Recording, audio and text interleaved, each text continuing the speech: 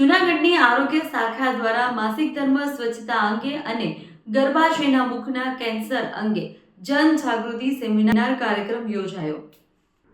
જૂનાગઢ મહાનગરપાલિકાની આરોગ્ય શાખા દ્વારા માસિક ધર્મ દરમિયાન સ્વચ્છતા જાળવી ગર્ભાશયના મુખના કેન્સર અંગે જનજાગૃતિ સેમિનાર રેડ ક્રોસ સોસાયટી આઝાદ ચોક ખાતે યોજાયો। માનનીય કમિશનર તેજસ પરમાર, નાયબ કમિશનર ડીજે જાડેજા અને જયેશભાઈ વાજાના માર્ગદર્શન હેઠળ આયોજિત આ સેમિનાર પલ્લવીબેન ઠાકર, ભાવનાબેન વ્યાસ સહિત મહિલા અધિકારીઓ, શિક્ષિકાઓ, આંગણવાડી આશા વર્કર બહેનો મોટી સંખ્યામાં જોડાયા। શહેરમાં આરોગ્ય સેવાઓ સુદૃઢ બનાવવા 1 જાન્યુઆરી 2025 થી 31 જાન્યુઆરી દરમિયાન 7 યુપીએચસી, 10 યુએએમ અને 1 યુસીએચસી મારફતે કુલ 2,34,387 ઓપીડી તપાસો તથા 464 દાખલ દર્દીઓને સારવાર આપવામાં આવી। મમતા યોજના અંતર્ગત 3,235 સેશન યોજાઈ 5,688 સગર્ભા માતાઓને ટીડી રસી આપવામાં આવી। વિવિધ તબક્કાના રસીકરણ હેલ્થ હેઠળ કુલ 37,837 બાળકોને સુરક્ષિત કરવામાં આવ્યા।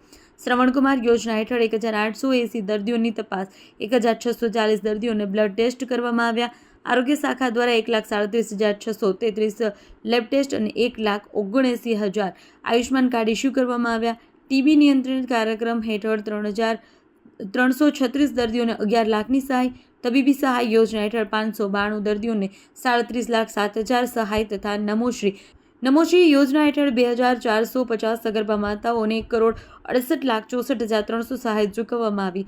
મહાનગરપાલિકા દ્વારા આગામી દિવસોમાં પણ ગુણવત્તાયુક્ત આરોગ્ય સેવાઓ પ્રદાન કરવા પ્રતિબદ્ધ છે। હું પલ Panchal, CPCRCH।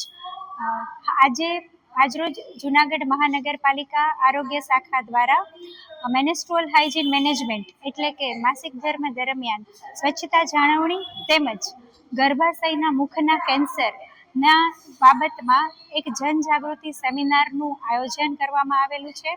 Red cross hall ખાતે અમારા કોર્પોરેશનની તમામ બહેનોને, સ્ત્રી કર્મચારીઓને આ મુદ્દા પર જે કેટલાક પ્રશ્નો ઉપસ્થિત થતા હોય છે, એના લક્ષણો, જો તમને આવા લક્ષણો જણાય છે તો તમારે શું કરવું જોઈએ એ બાબતોને માટે તજજ્ઞોશ્રી, જેમાં આજે આપણે સ્ત્રી રોગ નિષ્ણાત તરીકે ડૉક્ટર હેમાંક્ષી કોટડિયા મેડમ તેમજ ઓન્કો સર્જન ડૉક્ટર શ્રુતિ ગોહિલ મેડમને એ ખાસ કરીને આમંત્રિત કર્યા છે।